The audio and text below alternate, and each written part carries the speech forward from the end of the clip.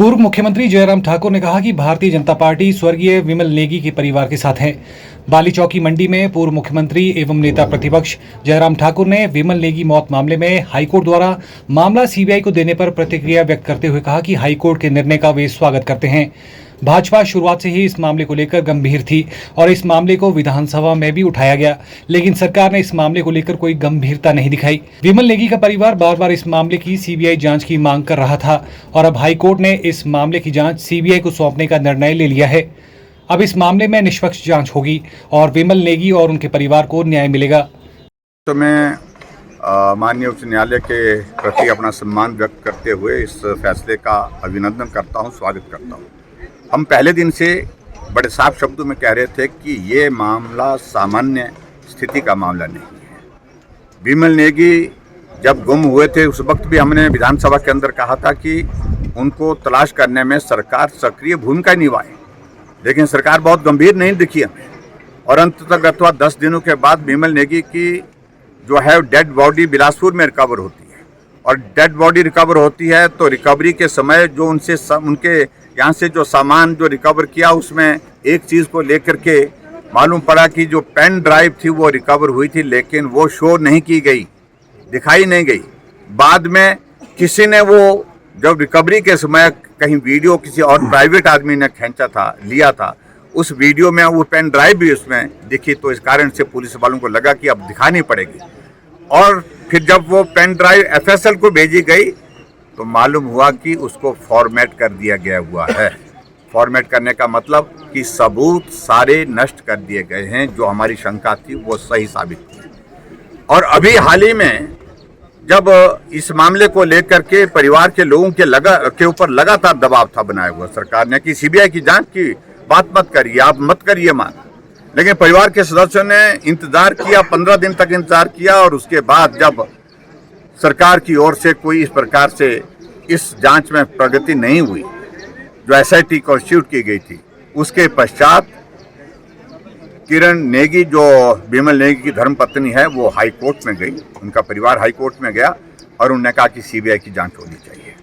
और विधानसभा के अंदर जब मैंने इस मामले को उठाया था विधानसभा के अंदर, तो मुख्यमंत्री ने बार बार कहा कि राजनीति कर रहे हैं, परिवार के सदस्य नहीं चाहते हैं सीबीआई की मांग। मैं मुख्यमंत्री से पूछना चाहता हूं कि अगर सीबीआई की मांग परिवार के सदस्य कर रहे हैं तो उसमें हमने क्या गलत किया?